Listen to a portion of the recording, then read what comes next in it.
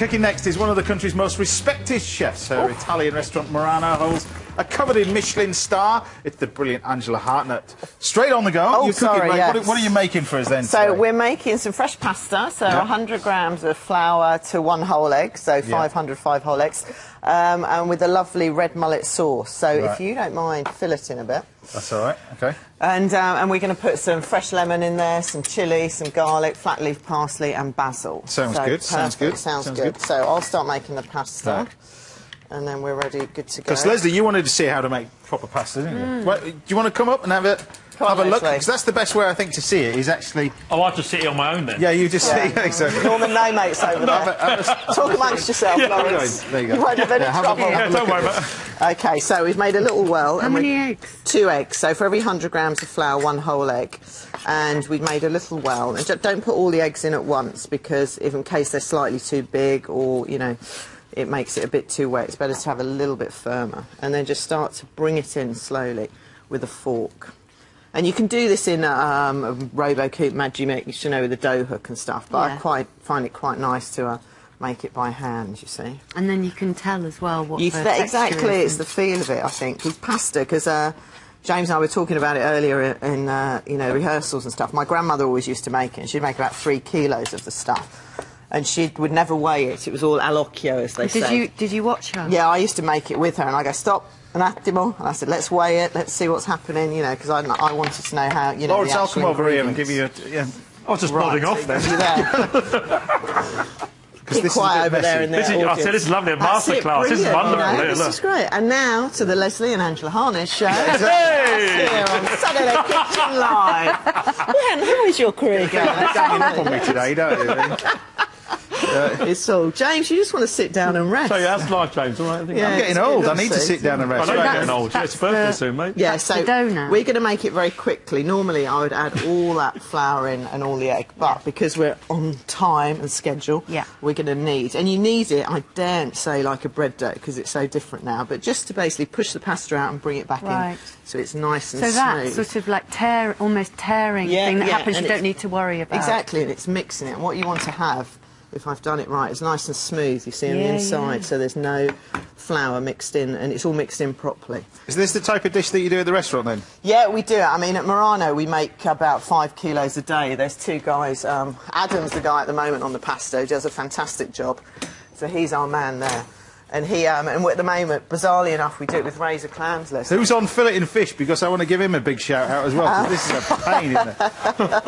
There's nothing wrong with a bit of filleting. Right. So now we've got our pasta here that we made before, and what you need to do is let it rest at least for about 15, 20 minutes. Outside or inside the fridge? Inside the fridge, yeah. So we're going to move over here. Okay. This is why we needed James out of the way, you see, because we're going to do a little bit of rolling. He's always in the way. Here.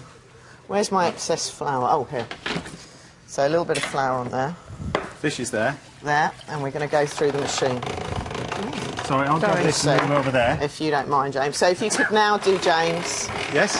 some garlic and chilli for me, please. Right, OK. OK. And so straight through the machine. And you see it's got these little dials, Leslie, so you just get it thinner and thinner each time you go through. So it's very quick to do. And this is, you know, you can make the pasta the night before, let it rest in the fridge, and it's ideal. And because it's going through the same width, you don't have to worry about it getting too big on the side. It's not like rolling. No, it's making pastry. it thinner each time for you. As you change the setting, the dials go nearer, so it gets thinner. But you need a machine to do this, though, don't you? I mean, if you really, you know, hardcore, you can do it by hand, but it's much better to do it with a machine. And does every Italian kitchen have one of these? Most of them do. I mean, most people will do, yeah, I think so. I mean, I've always known one in houses and stuff. And my grandmother had an old wooden board that she always, you know, that always used to come out to make the pasta and stuff. And we still... Sort of seasoned board. Exactly, yeah. There was a whole thing in Italy once about all these women going against the European government because they said you have to have plastic boards. And they said, no, we're not going to get rid of our wooden boards, and demonstrated about it. Right, so this is the last bit now. As thin as you like. You're going to do the golden moment, Leslie, you see. You put through. So you've got a tagliatelle cutter. No linguine. I bought a bigger version of this on eBay last week. You know, one of those things you put your swimming trunks through when you were at school? Oh, wow. Brilliant. Yeah. Chamois leather to wash your car. Leslie, you go like that. 25 quid, boys. It was a bargain. There you go. There you go, perfect. They're not listening to me, are they? Hurry away, we're in our masterclass, James. Come on. Isn't it? Who are you? No, I'm joking. Right, so we're going to cut that a little bit, let that dry slightly. We're cooking it straight away, so just a little bit of flour on there. Right, so now for our sauce. Touch of olive oil in there. Oh no, that's wine, sorry. Yes. Sorry, do you want me to do that? I know I get something wrong. It's because you were feeding me the champagne before. Oh, was it? Yeah. It was the, They're it was the both 3 wine, glasses. isn't it? Is that vodka It's not as well? me. This is on the Do you know what? I'll do it. Here, Thank you. What's going on? You're trying to stitch me. That was you, wasn't it, Lawrence? It wasn't. Yeah. It was the 4th glass of limoncello. Yeah, you that's had in that She, break. she had 2 limoncellos in That's what it rehearsals. was. I can feel I've gone wee like this. Right, so garlic. Don't know how the crew is Yes. still standing. to be honest. Perfect. In there. Beautiful. And chilli in there as well. Right. Where's our red mullet? Yeah. That there, sautéed in there. Nice hot pan. Would you do this dish with any other kind of fish? Yeah, you can do it with shrimps, you can do it with crab, you can do it with anything like that, you know, anything that's quick, you know, something in, you know, if you've got semi-cooked lobster, you can do that as well. So that's in the pan like that. A little bit of salt. Now, the difference, I mean, Leslie's watching, the difference between this and sort of the dry pasta that you get is the speed at which you cook it with. Yeah, I mean, that's going to go in. We're going to cook the fish now for about a minute, and then 30 seconds into the pan and it's away. If you wanted to make this in advance and dry it all out, what would you put it in? Just some semolina flour? or Well, a something little like bit of semolina flour. A lot of people dry it over things, but actually all I do is basically keep it in a little bundle like that and dry it and lift it straight into the water, let it cook for about 30 seconds, then mix it with a fork, and then it won't break up. But, you know, so I think that's it. So while that's cooking, we're going to put our pasta straight in there, literally like so. Seasoned water. that? Did you want any of this? I do. Hold on, James. Just yes. drinking that. Honestly, my boys in the kitchen at Murano, they're going to think, you know, I've got to do service after. I'll be like this, samage, food, you know. I was a bit like that last night. It was all going wrong. I think they just laugh like this old woman. Because it went you well know. for you, went as well as him with your ice cream. You and the On the Jubilee. boat. Yes. Right. So Because you were cooking on a boat. I was there with Alex from the One Show, and we were waiting and waiting, but they had us between 2 bridges, so we had no signal for about 4 hours. So, but it was, I mean, despite the rain, it was pretty amazing when all those, you know, boats and barges went past. Right, pasta straight in, James, please. All of it? All of it, yeah, because I've cut it down a bit, so that's going to be perfect. That's it. Beauty. It And then smells herbs, my wonderful. dear. Smells amazing. Herbs?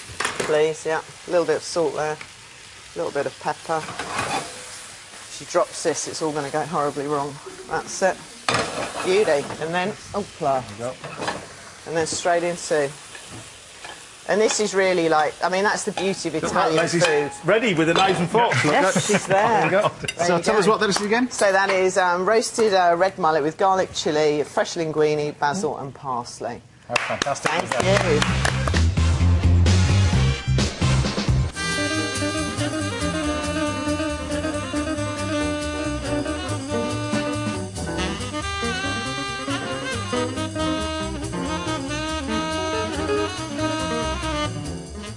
Angela's red mullet with homemade linguine is so thoroughly Italian that normally I'd be reaching for something like this fruity falanghina to drink with it. But given it's English Wine Week, I think Angela will forgive me for staying a little closer to home and choosing an English wine that's crisp and refreshing and will work beautifully with her dish. It's the Denbies Estate English White from Dorking in Surrey.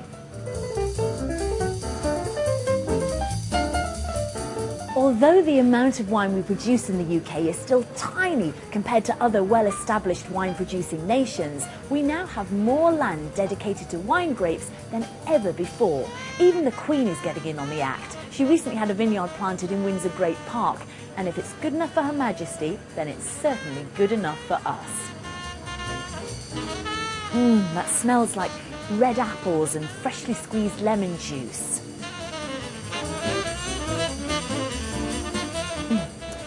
The simplicity of Angela's dish means that we need a wine that will allow the individual flavours of these top quality ingredients to shine through.